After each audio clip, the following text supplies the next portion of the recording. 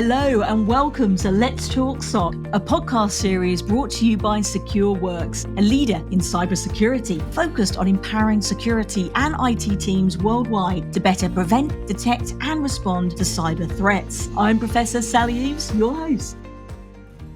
And today we are joined by Justin Davis from SecureWorks to discuss all things security information and event management, or SIEM, and beyond to areas such as XDR, or extended detection and response. Welcome, Justin. Thank you for having me. My absolute pleasure. And perhaps to start, just a little introduction to yourself. You could just share a little bit more about your role. Sure. Yeah. So I work as a global solution lead at SecureWorks. So we find any gaps that we can solve. We work on solving hard problems. And I like that because it keeps things interesting, whether it's around Taegis or SIEM, XDR, threat detection, alert management, you name it. We try to figure it out. Absolutely. Couldn't really be more dynamic space. I think you hit the nail on the head there, Justin. Thank you. I'd love to drill straight into SIEM. I set it up at the beginning around our talking point today, but the value and effects of a SIEM, at the end of the day, it's very much dependent on the data sources and how well they've been set up, tuned and maintained, of course, as well. From your perspective, what is the most important things that are needed to do that configuration, support and management of a SIEM solution?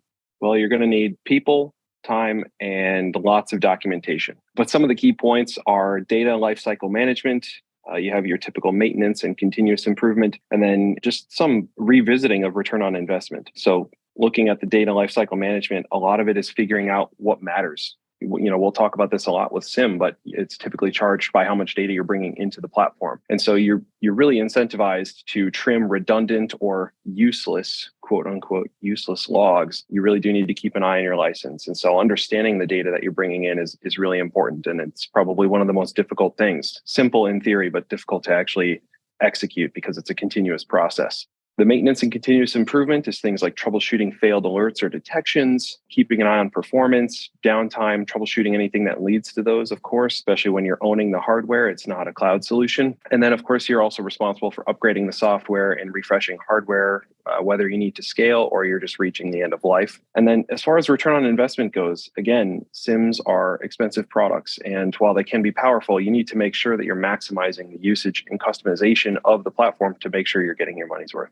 Absolutely brilliant. Really set up so well. I love that focus on continual improvement as well. And I always think with SIEM as well, it's that combination again of technology, particularly the advancements in machine learning, but also analysts are still providing their feedback and kind of educating the system about the environment too. So that kind of dual strengths coming together. But in terms of the data specifically, are you seeing organizations now having to restrict that, the data they ingest with SIEM? And also, are you seeing issues where, for example, data has value, but an organization might be struggling? For example, they can't scale their budget to keep up with the new data sources? Yes, absolutely. As I said, managing data flow and retention is one of the key facets of log management in SIEM. But SIEMs may actually punish good cybersecurity practices with a financial penalty because licensing is typically based on data volume. So as environments and attack surfaces grow and become more complex, and as you as a customer onboard more data and provide visibility into those areas, that penalty will also continue to grow. So if you don't have enough money to ingest or store more data, you have to aggressively trim your logs, as I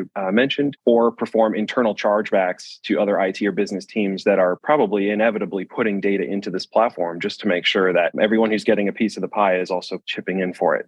And at the end of the day, you may very well have to cut useful data to meet a price point. And honestly, I don't think that's a compromise that anyone should have to make. Oh, absolutely. I think you literally brought that issue to life so pertinently there, I think. Data waste versus data opportunity there, my goodness. And I'd love to kind of evolve to a different area now as well. So particularly looking at SOAR. So obviously we've seen this evolution of advanced SIEM systems that have evolved now. So including things like user and entity behavior, but also obviously orchestration, automation and response, or SOAR. What do you think about the kind of imperative or necessariness even to invest in a SOAR platform for those particular elements? So particularly around orchestration, automation and response.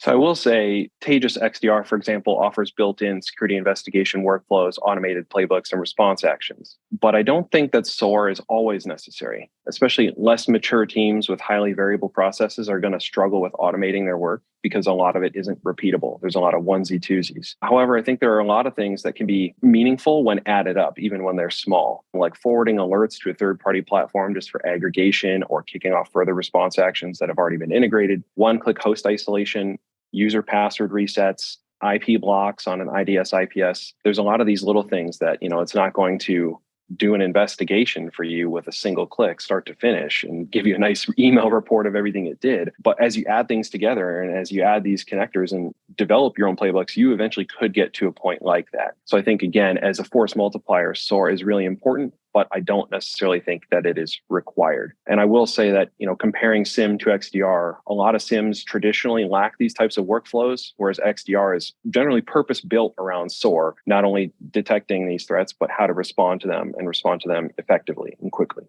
Fantastic. Thank you. I think context matters really came to the fore as you were describing that and those differences. Brilliant. Thank you. And another area around this, we've talked to different elements of resources. And one thing I think particularly at the moment is level of investment and how you can better predict that. So do you think that's possible? How can you accurately predict what level of investment you might need? So, for example, to commit to, say, a SIEM purchase?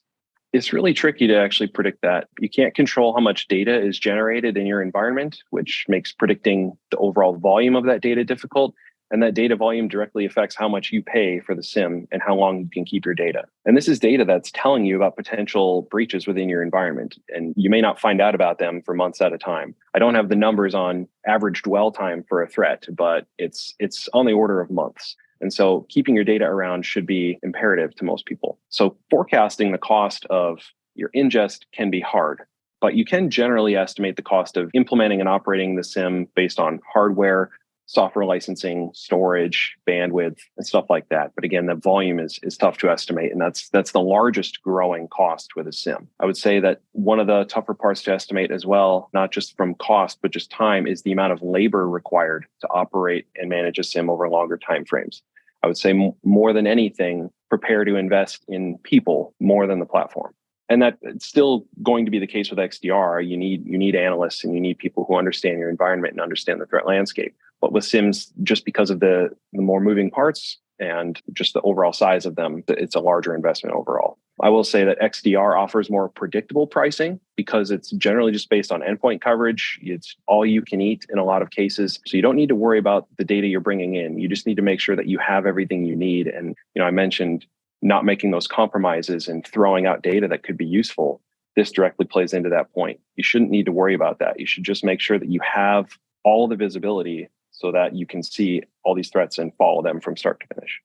Absolutely. It's almost like a narrative change as you were speaking there. So, rather than the cost of SIEM or XDR, et cetera, it's kind of the cost of insecurity of not doing that and the data waste, the data lost opportunity as well that can be turned around. So really, really interesting. Thank you. And I'd like to drill into a little bit more on the XDR side of things, actually, as we come to a close of our session today. So in what cases would you see XDR as a better alternative to SIEM? And then perhaps we can look a little bit more as well as who this would be a good fit, who should be buying this. So XDR generally includes an EDR agent, endpoint detection and response, as a security control. And that's often the cornerstone of these solutions. SIEM is just the aggregation and detection piece. You have to feed it data. And if you think about the cost of the SIEM plus the cost of an EDR solution, it makes SIEM an even harder sell. Whereas again, XDR generally includes this as part of the cost of the platform. I would also say that XDR is faster and easier to deploy and configure. So you're getting generally a faster time to value.